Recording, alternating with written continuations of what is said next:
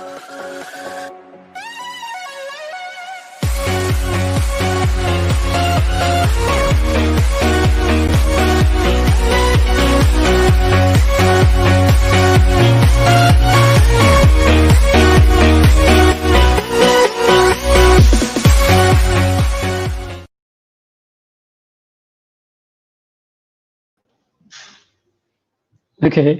Namaste, everyone. I'm Bhuvan. I represent Coach Me Nepal. So I'm here with another free session, uh, in our Learn and Grow program.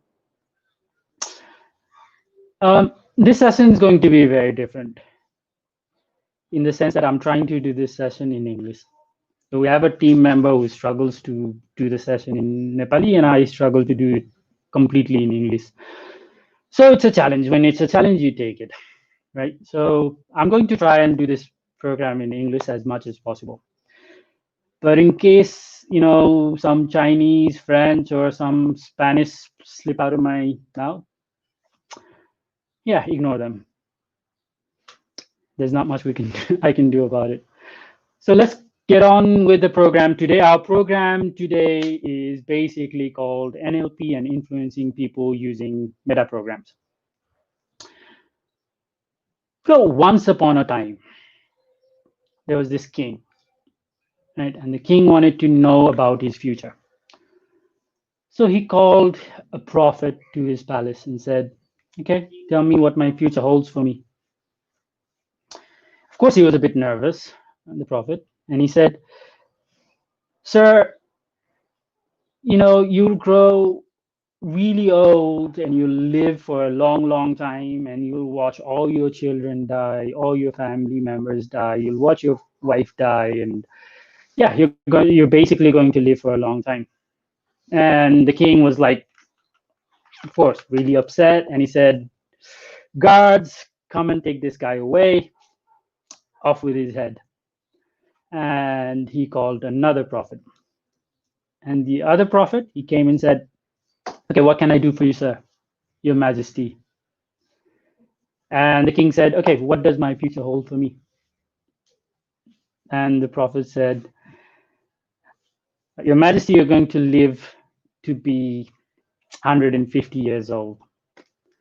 You live even after your loved ones have passed away, and you see great changes in your kingdom. You'll see so many changes all around you, and you'll just enjoy your life for a long, long time.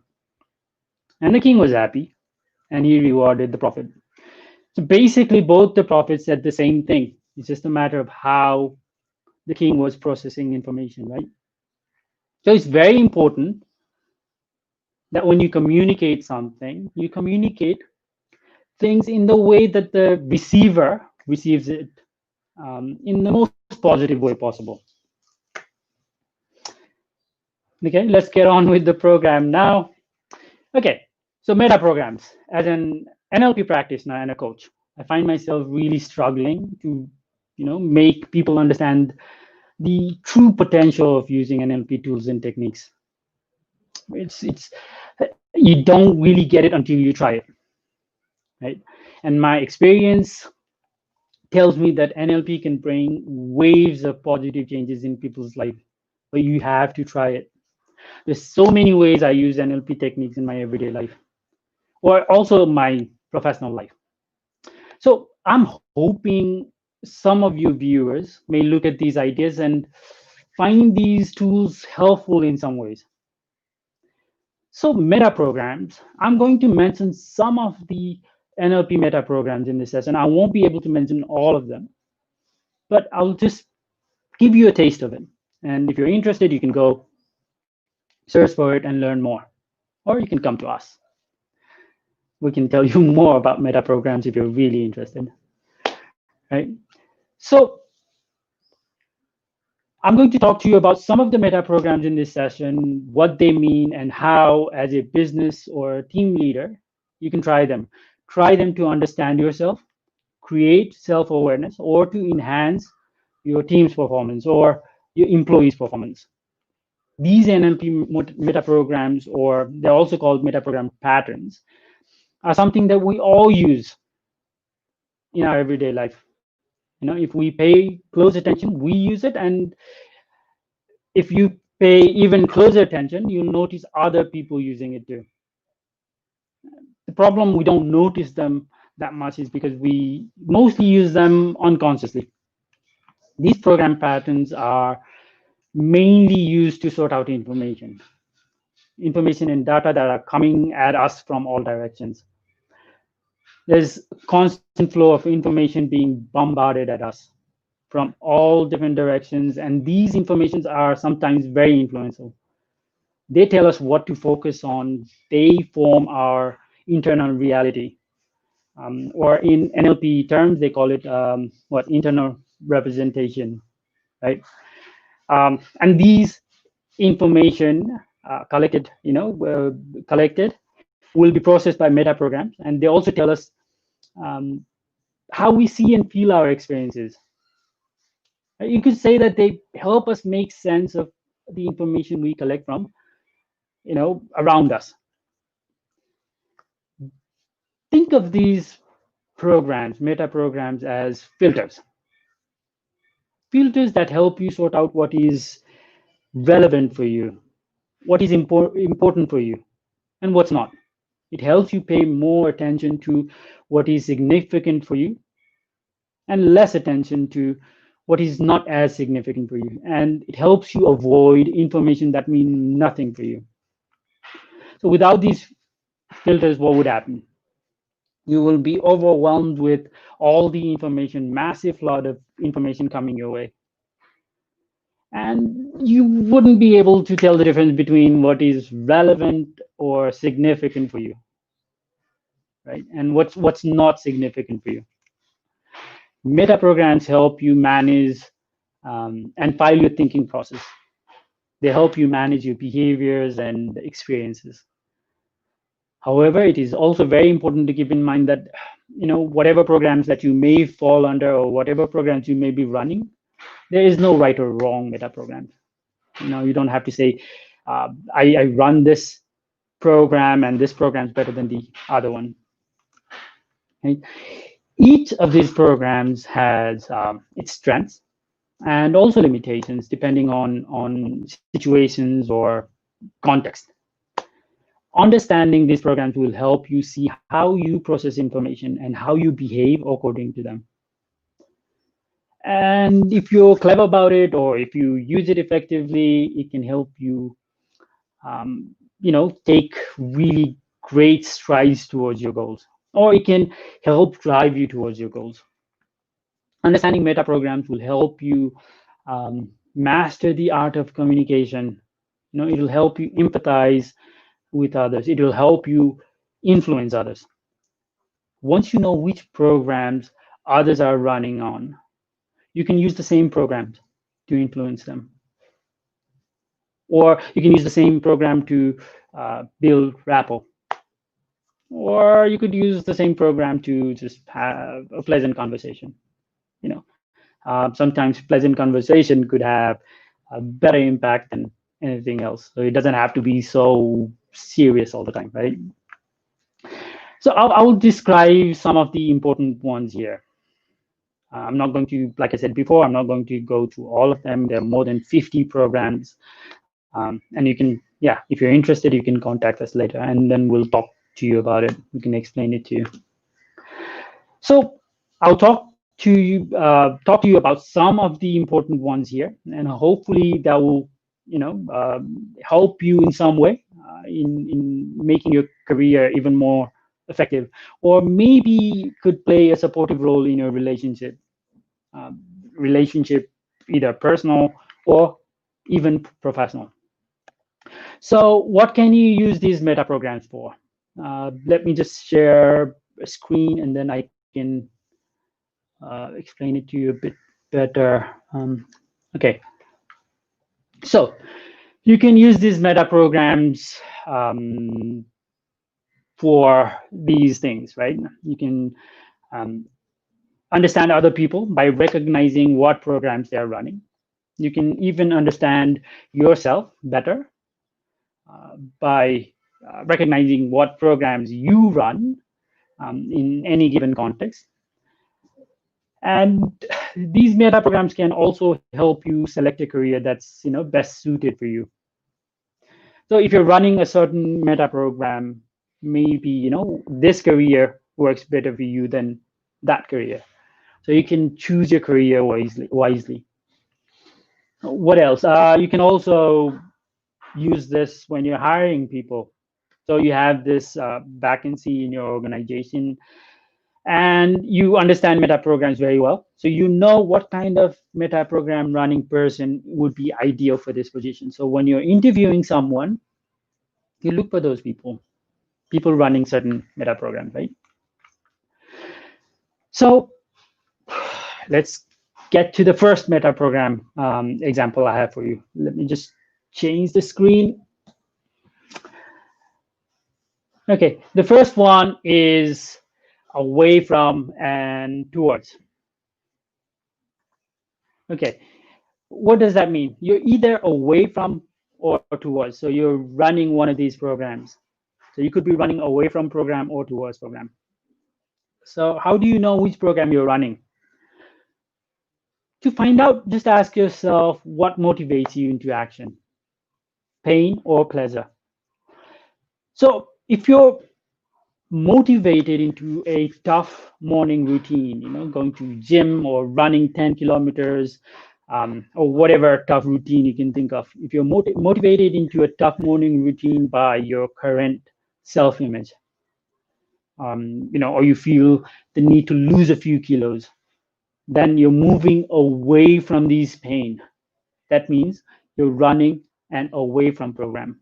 So anytime your motivation is coming from you going away from a painful situation, means you're running and away from program. However, if you see yourself motivated to do the same workout, running 10 kilometers early in the morning at 5 in the morning, and your motivation comes from your desire to become fit, healthy, and you're moving towards these pleasures of having a six pack, or having a fit body, or having an energetic um, self, then you're moving towards these pleasures. That means you're running towards you're running a towards program, because you're going towards your goal. You're not running away from pain. So knowing which program you run in any given context can actually come in really, really handy, when you want to motivate yourself, because you know what motivation actually works for you. You see, if you are an away from person and you're trying to motivate yourself with a towards approach, then it's not going to work. It also helps when you're trying to motivate your employees or loved ones, right? If your employee runs a very strong towards program and you're offering her a promotion, maybe that's exactly what she needs as a motivation, you know, because he's running and away from program. Whereas if someone is running a towards program, okay, I just got this wrong, so I'll just revise this. If someone is running and away from program, then you could say, if you don't do this, you lose respect among your team members. So that's pain. They don't want to do that. So that might motivate them into action. Whereas if someone is running a towards program, then you can offer her promotion, because that motivates her, because she's going towards something that she really desires, right? A loved one, or your a husband or your son or your daughter might spring into a workout routine if you can show him or her the unpleasant consequences of not working out, or unpleasant consequences of inaction. Make him see the picture of himself overweight or inactive, or anything of those nature could work. The other one is, let me just share the screen again, necessity and possibility. Necessity and possibility means, okay, some people feel they need to do things. They need to do things because they have to, right? So if someone asks me, why do I always have to be on time? I will probably say, because I have to. There's no other reasons, you know. So if you're motivated by things because you simply have to or you ought to, then you're running a necessity program. On the other hand, if you're motivated to do things when you see new choices, possibilities, or when you hear something for the first time, then you're running a possibility program.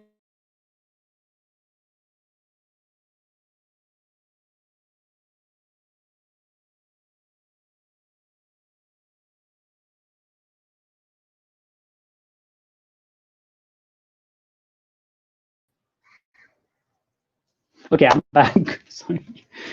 Okay. On the other hand, if you're motivated by new things or choices or possibilities, then you're running a possibility program. Like when you see something for the first time and you're really excited and you want to do it, then you're running a possibility program. You're motivated by what new things you could do, or excited by something new, then you're running a possibility program. Those of us who are running necessity programs show strong attraction to procedures. So they have to do everything step by step. They pay a lot of attention on procedures or steps to be taken. We have friends and colleagues and bosses, who pressure us into doing things a certain way. They always say, you have to do this exactly the same way. These people, they use the language of necessity. Have to, or you should do this, you're required to do this. And they make you feel like there are no choices at all. They are running necessity programs. Those of us who are running on possibility program are motivated when we witness a lot of options. The more options we have, the more motivated we become. Choices are basically like a foundation for these people, and they use language of hope, possibilities, and wishes. What else can I do? Or is there another way of doing this? Another way of doing this more effectively? So if you're looking for a marketing staff or a sales staff or any uh, employee that needs to use a lot of creativity, look for staff who are running possibilities program. But if you're looking for auditors or finance managers or safety executives or quality control managers, then you have to look for people running necessity programs, because they have to follow each and every procedures to make sure that everything is going right. So this can come in really handy when you're hiring people. The other is self and others. Let me share the screen with you. Okay, I don't have that screen with me. Okay, the other is self and others. Okay, so self and others are very self-explanatory. So um, you're running a self program if you generally focus on the self, right? So it's very simple and easy. But this doesn't mean that you're selfish at all.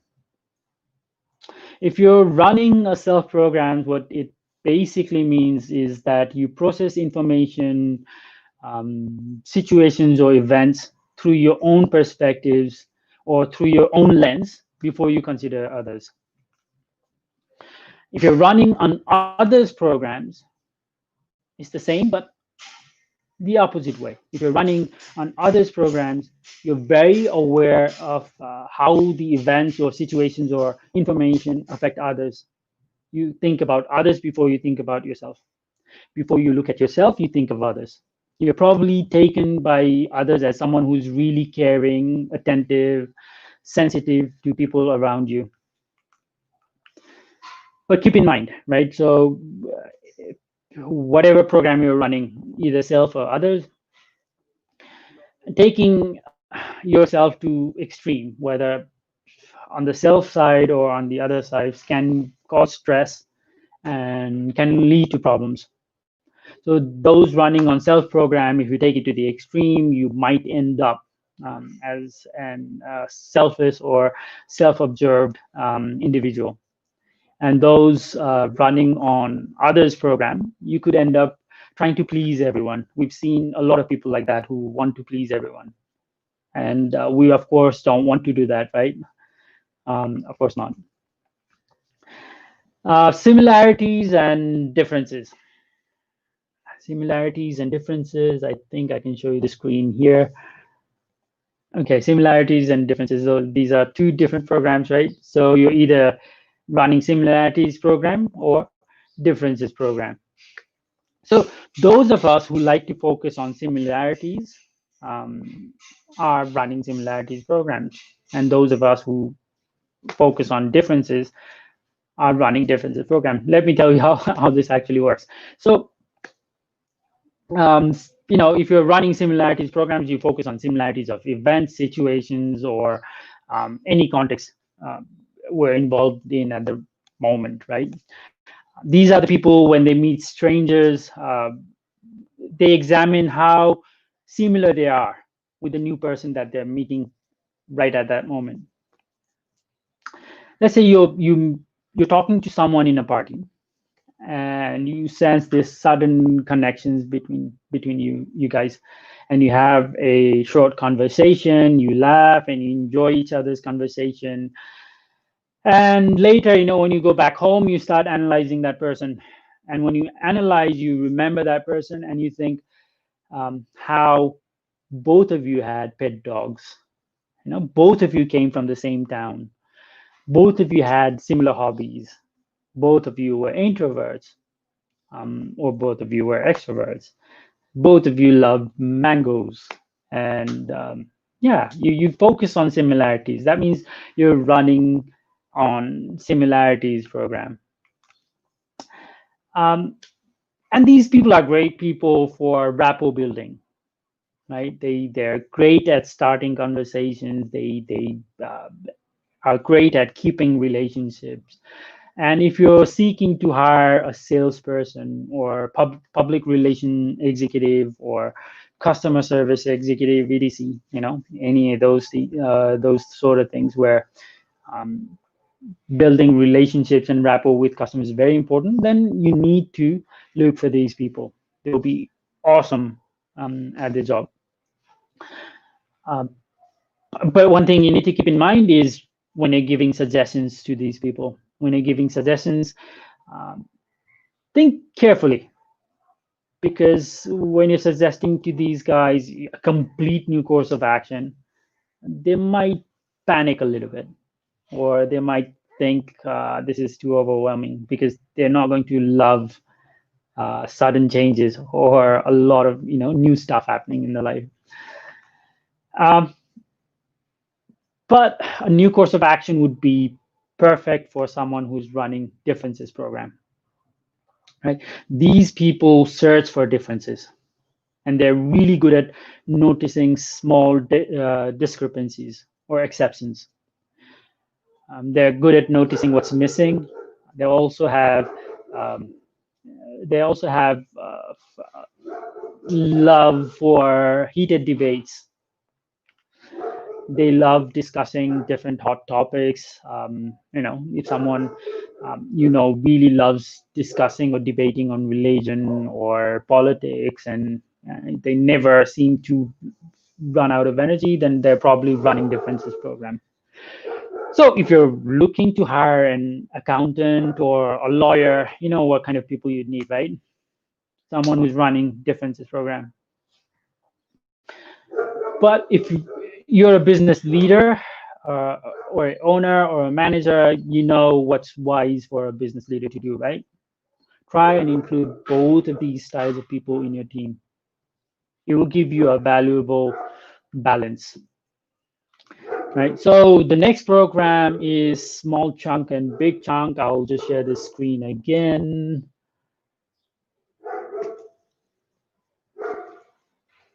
Okay. Okay, small chunk and big chunk.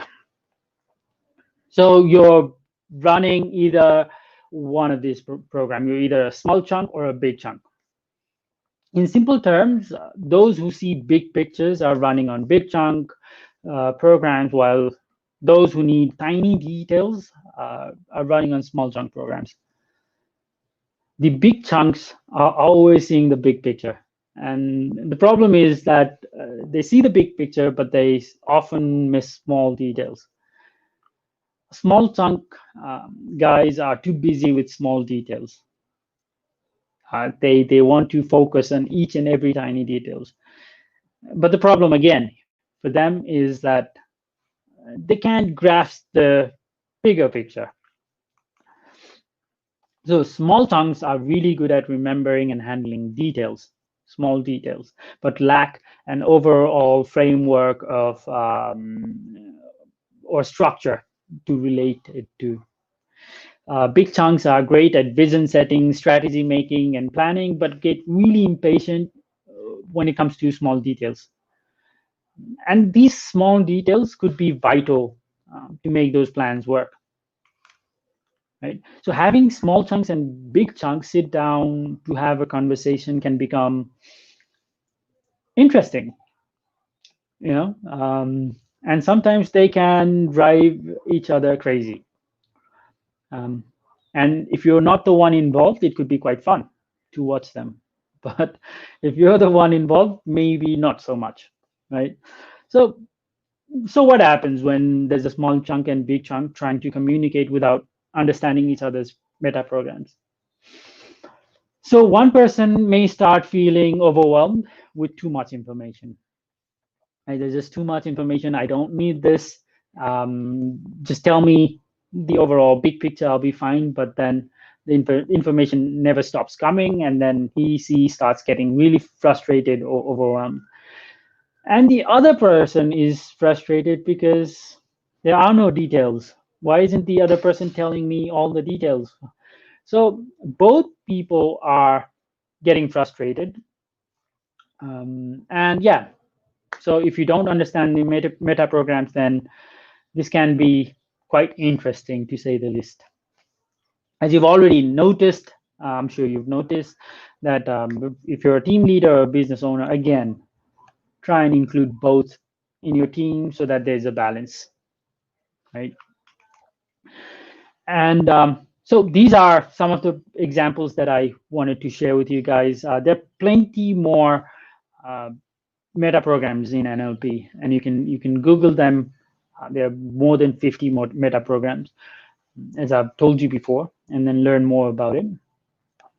But this should give you a little bit of an insight on what kind of programs you're running or what kind of programs your loved ones are running. And if you think back on your employee, maybe you can also think about an employee and say, okay, that's the program my manager is running, and maybe I should talk to him this way now.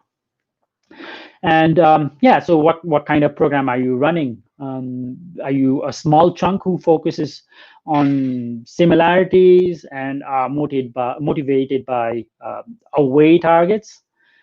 Or are you running other programs? And how do you motivate yourself, if you know what kind of program you're running, and how do you set goals, how do you achieve your goals? All of these things can be sorted out once you start realizing what kind of programs you or your employees are running, right? It's also very important to notice these in your team members. Like I said before, these programs could have been having an impact on your team performance already. So have a look at how your team performance is and what kind of programs most of your team members are running, and where could the hurdle be. And maybe you can, change your language towards, incorporating their programs into your language so that they get motivated easily and get to their target. So this will be a good guide for you. or your team members on the type of language to use with specific members running on specific programs, right? So if you're dealing with a small chunk manager, right, you have to provide her or him with enough detailed information. If you're delegating a small chunk program running manager and you don't give them enough details, then that manager is going to get really frustrated, and that person probably not going to understand a lot of things you're saying, right? And if you're motivating a team member who's running on towards program, maybe you can announce a bonus or a promotion to her or him. That will get that person motivated, right? Or if you're dealing with an employee who's running an away program, tell her the pains of not getting the job done, or not completing the project. That might be the motivation that person needs. So these tools, the meta programs, can be an incredibly powerful tool for you to use while hiring new employees as well.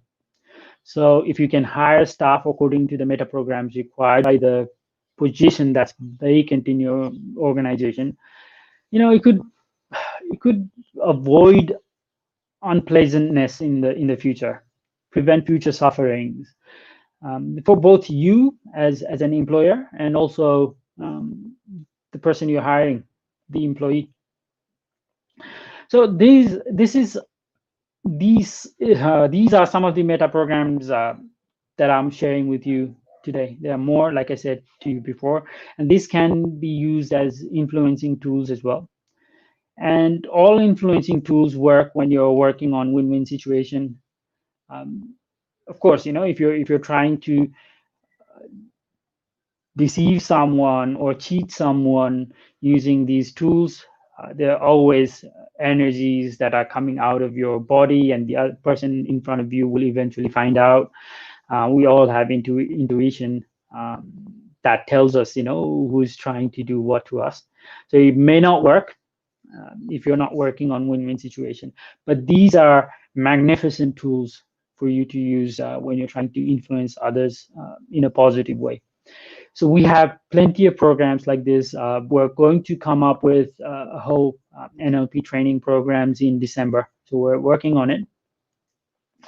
We're going to come up with practitioner programs. We're going to come up with master's programs. We're working on influencing programs where business professionals, CEOs, and managers can the tools they can use to influence others, to influence their customers in a positive way, to communicate with them properly, and to get the results that both you and your customers want. So we've got a lot of things in our pipeline. Do keep in touch, keep following us, like, subscribe, and share everything that we do. I don't know. Give us feedback, suggestions. This was my first session in complete English. How did it go? If you want me to go back to Nepali, or you want me to learn Chinese and do it in Chinese, up to you guys. I'll give my best shot. I can do French, Chinese, Spanish, whatever you want. Just give suggestions, and I'll see you tomorrow, and bye for now.